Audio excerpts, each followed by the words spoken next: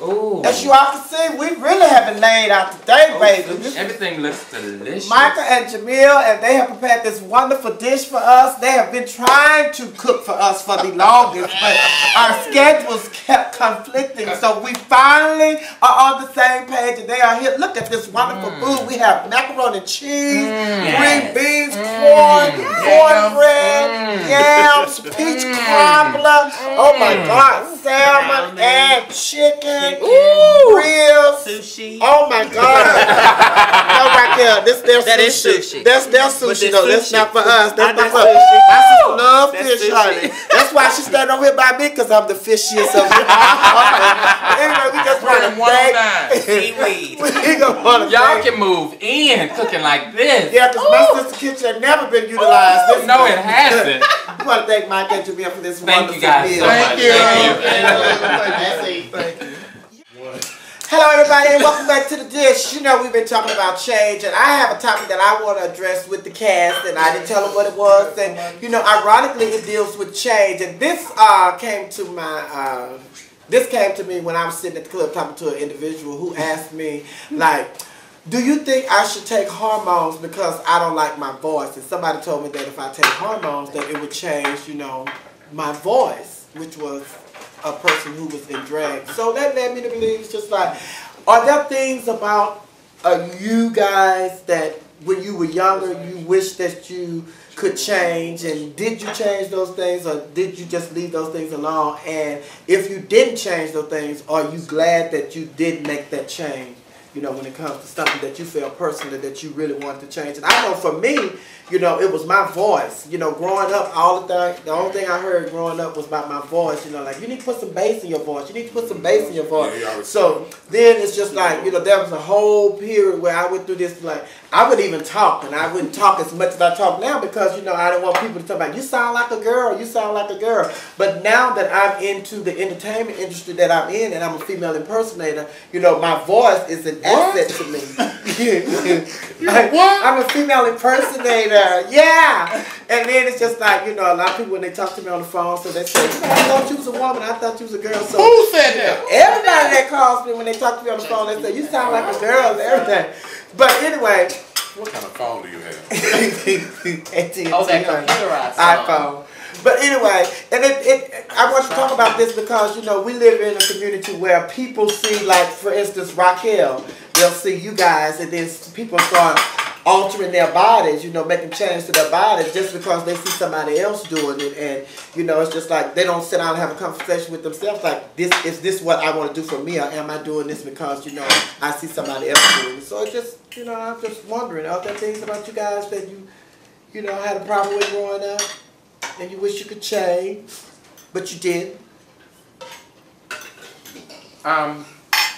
Honestly speaking, for me, growing up for a while, there was a period of time when I didn't want to, where I wanted to be more masculine and not as feminine.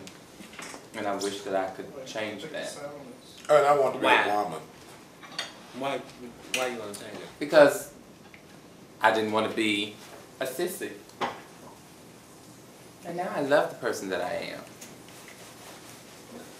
Raquel, you seem like you had something to say about that. I know your past, that's why I just asked. And what's my past? My goodness. Naisha? I was going to say silence in the room. Oh, no, when I was young, I wanted to be a female. But then I realized I was already female.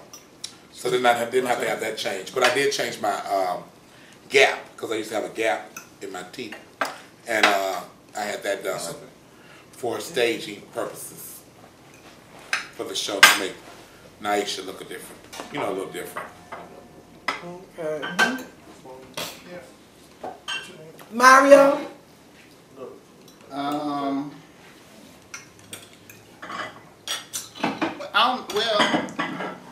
mine wouldn't be a change because a long time I didn't like myself. So, I don't know if that's a change. I went through a long period of trying to accept myself and like who I was, how I looked. Well, that was a change. So, I don't know if that was considered like one thing that you want to change. But for a long time, I didn't like myself. Now I love myself. So. Raquel? Yes. On change. I thought you were going to lead the parade on that one. Because I know your past. Yeah, you do. I'm sure you do. I've been asked that question a lot. I was even asked that question this week on Facebook. You know, because the dish has, you know, somewhat changed, you know, my life personally, because, you know, a lot of young girls and I guess you could say potential wannabe future pre-op, you know, transsexuals. They want to. That's how long is that title now? What is potential pre-op? What is? Because Well, I don't yeah, want to offend nobody. What is? What are they? Oh, come to child. Go ahead. But I think a lot of times, you know, they look and, you know, they see us and they see a perfect picture. But I would tell anyone who is interested in wanting to, anyone who is wanting to take the hormones or anything of that nature. No, I was patting yourself on the back because you couldn't do it right then. Go ahead. Whatever. Go ahead, finish. Go ahead, sis. Go ahead, sis. Okay. I think a lot of times, you know, they really don't know the prosthetics of what it really takes to, if they say that they want to live their life as a female, and they probably don't know the necessary pros and cons of taking medicine, altering your body, and all those types of things. So I think it's on the individual if they have a mentor. I don't think there's a lot of mentors out here now that are very truthful in telling them the do's and the don'ts. I can vividly remember when I had physical augmentation, and it was probably back in 93, 94 when we were at the Castle of Loretta's, and I came in, Naisha was sitting on this side of me, and it was the first time I had my hips or whatever augmentated, and I had told Naisha, I said, I have a bruise on my hip, and I was frantic silly, and she said, well, you probably need to go to the doctor and get some antibiotics. That was a warning sign, but because you really, really want something so bad, because I didn't like padding and I liked to perform and this, that, and the other, every time from that point forward, I always prayed about it and said, please make sure nothing happens or this, that, and the other, because there are tragedy stories of people getting augmentation done to their bodies and things of those nature. So I always share the good and the bad. You know, that is the only traumatic thing that has ever happened to me when it came to, I guess you could say, my transition to, you know, who I've become now. But probably if I was not in a city where it was probably more accepted, because I think, you know, being here in Georgia and Atlanta, we are one of the leaders of, you know, trying to be the, I guess you could say, the trendsetters. There are probably some of those unsuccessful stories where people won't tell them to stop, or people will tell them that if you have an issue, this is what you do, you know, and things of that nature. So for the individual that would have asked you that question, I would have had to ask my series of questions to ask why would they want to do that, opposed to, as I said, the perfect picture. You know, they look at us and say everything is fabulous, but in reality, everything is not always fabulous. Right. But when she asked me the question, my question to her, she was like, they told me that if I take hormones, it'll change my voice because I don't like my voice. So I said, was this person a doctor? She said, no. I said, what are the purpose of hormones?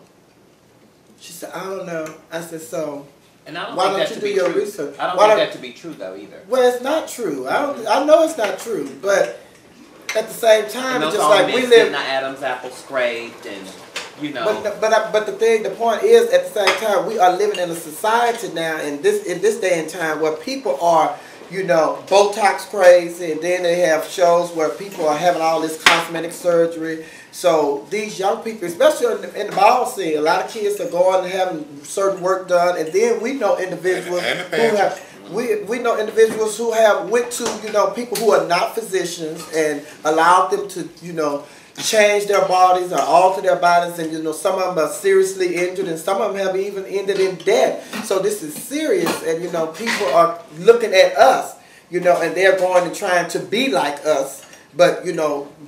I've always told someone if they were 20, I've always told someone if they were under 20, 21, not to really do anything to their bodies because their bodies have not really fully developed yet. And a lot of times, like when I went to Hawaii and I competed for Universal Showcase, a lot of their brought up that the earlier you do it, the better off that you are. And being that, you know, one of our cast members, Stasha, she went to Thailand and she experienced that as well. A lot of those girls transition early in their lives, opposed to we over here on the mainland, we have a tendency to somewhat transition differently. And if it's a disorder, that they look at it from a doctor or, you know, something, they categorize it as a disorder if somebody wants to do something early. You know what I'm saying? Right. Because our bodies develop, you know, at a slower rate than the Asians.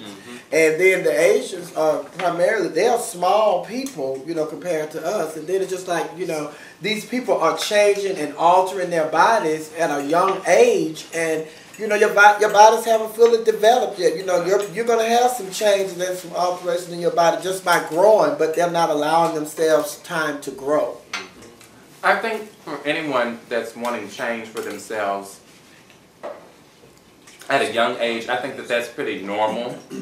But I think that before you do anything that is permanent or can be permanent, you should wait until you're an adult. Because I think most people in their childhood years go through things that they want to change, like even if it's as simple as a gap in their teeth or buck teeth, or, you know, want longer hair, shorter hair, curly hair, straight hair, taller, shorter, whatever the case.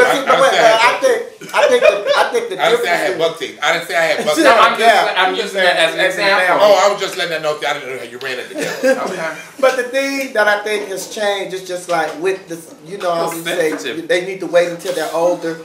I think it's kind of like with the surgeries that they're having and the different, you know, alterations that they're having done to their body, or the different changes and everything. It's just kind of like abortion back in the day. You know, there's the legal way to do it, and then there's the illegal way to do it. And so where you're saying that they should wait until they're older, now it's just like, you know, they have a lot of illegal ways to get these things done. So they don't have to wait. And then when you talk about young kids who are not, you know, thinking as the adults, because they're not adults, they're kids. So it's just like, how do we reach them to let them know that, you know? Well, I mean, you can only be responsible for the ones that you come in contact with. Right. I mean, unfortunately, there are going to be those people that do find the illegal ways if that's what they want to do. But for the ones that I, you know, come in contact with them, my advice would be to wait. Even to me, things as simple, or that can seem as simple as piercing your ears or tattoos. I remember I wanted my ears pierced for years. My mother would not allow me to pierce my ears. She made me wait until I was 18. When I was 18, I had a job where I couldn't have my ears pierced, so I didn't get my ears pierced until I was in my early 20s. Now I'm in my mid-30s, and I would prefer sometimes to not have ever gotten my ears pierced. And I still waited till I was much into my adult life before I did that. And I would say the same thing even with tattoos. You know, when you do something that's permanent to your body, really be sure that that's something that you want for the rest of your life. And I think it's kind of like, you know, back in the day, where the fads would come out, like everybody had afros, and everybody wanted an afro, and everybody wore bell bottoms, everybody go and buy bell bottoms, and everybody had the platform shoes, everybody go buy platform shoes. But now the fads are now, you know, your body. Yeah. So it's just like, if you really, we're growing a generation that wants to alter their bodies. It's just like, do the people really love themselves if they're trying to make all these alterations to their body? I think that's why Dove started their campaign, to show people that they were beautiful just the way they are. But the mainstream of entertainment and everything else is just showing this perfect picture. And showing you that in order to you know, be successful or have the perfect relationship or everything, you need to look this way, or you know, that's the way, you know, people grow. You know, they look up, and like you said, you see people who see you and Sasha and different people and say they want to be almost perfect like you are, and then they no, I'm not perfect. Oh, that's what I said. No, that's what I said no. Remember, on the outside it might look perfect. That's what I was joking here. Okay. Don't joke with her look, mate. But I don't know. But then I want to say something in regards to when you said about waiting until they get older. Because like when I wanted to have my sex change, I didn't want to be a girl. I just want to have a sex change. You still joking?